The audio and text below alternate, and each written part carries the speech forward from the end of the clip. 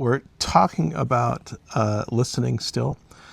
The second part to listening, last episode we talked about the process of listening, and Julia added to that as well. And so did Jack. Bless his heart. I say Jack because he's just right here. So if you haven't looked at that first, this one will make more sense after you look at that episode 7, I believe it was. Mm-hmm. There. So I have taught for decades 3 different listening levels based upon my research. But becoming your student, you have taught me a 4th level. So the 4 types of listening are surface listening, active listening, passive listening, and sensory listening. That's what Julia is bringing to the listening table here. Now, 2 of those, active and passive listening, might sound like they're opposites of each other, and they're not. So I'll kind of give you that warning there first off. So first off, surface listening, let's just get that one out of the way. Right. Because it is what it sounds like. We surface listening to pretend maybe that we're still involved in the conversation. We're feigning listening. You might pick up a few things here and there, but in the listening process, in surface listening, there is no remembering really going on. We might be making eye contact. We might be on our phone doing our thing. It's just a notch above hearing, maybe because there's a little bit of shared meaning poking through, but not a whole lot. The second level is active listening. There's a lot to be said about this, and I can go into more depth and maybe put up a video here from a lecture series that I've done on listening. But active listening is as it sounds. We're very engaged with each other. We're nodding our head. Okay, I understand what it is that you're talking about. We're making eye contact. We can even open up a tactile channel in touching, and that amplifies listening. Active listening, what defines it, what makes it active, is that we are responding verbally. We're searching to make sure verbally that we are on the same page. And it can be at the end, so if I'm hearing you correctly, or this is what I'm hearing you say, we give a summary. We go back and say, okay, just to make sure this is what I've heard. Passive listening sounds like it'd be 180 degrees out of phase of active listening, and it's not.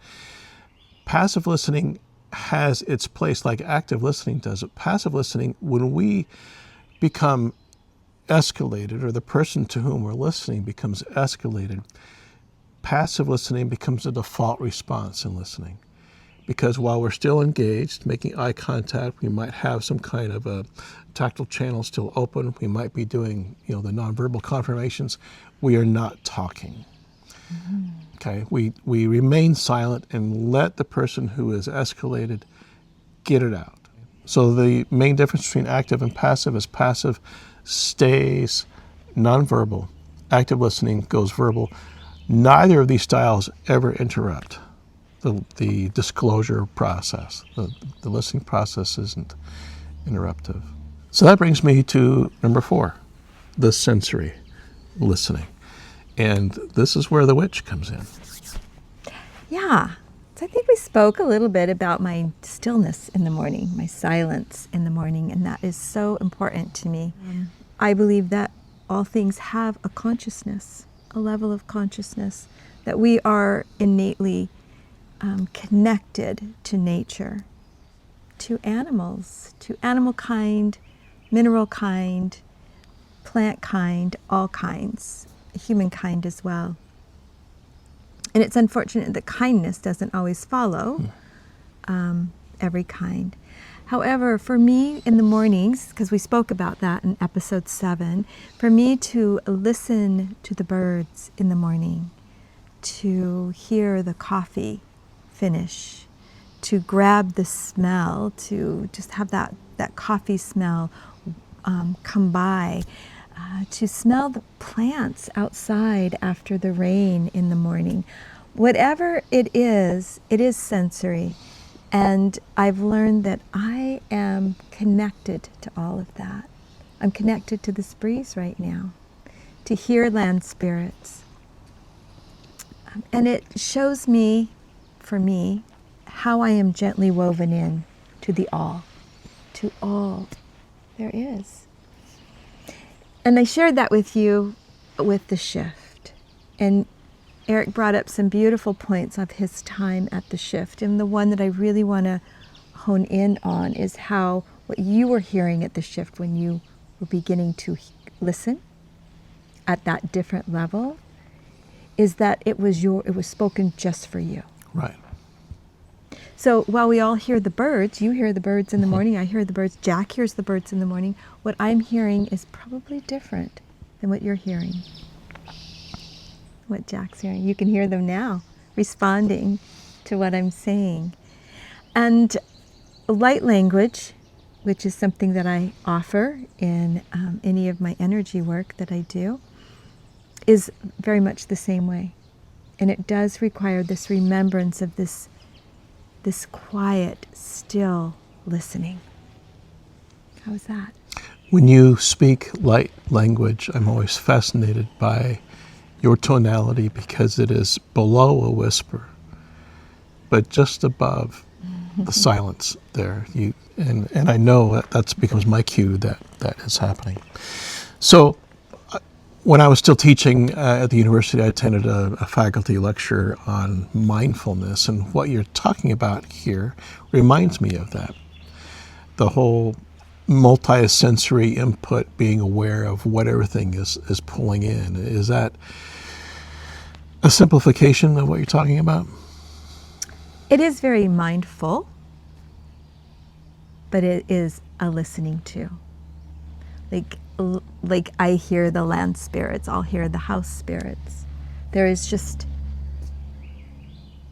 it is coming into that mindfulness and then listening. It's that little bit longer, that lingering to actually hear what is being communicated from the outside in. And then, yes, with mindfulness, we see ourselves woven into the fabric of all. One of the practices as of which we are able to recognize what is noise, what is part of the weaving of the fabric of me into the whole. Sometimes there'll be spirit energies that will be coming through, and I have to just say, whoa, wait, not now, or I'll listen to you or you first. It's very much like raising my kids.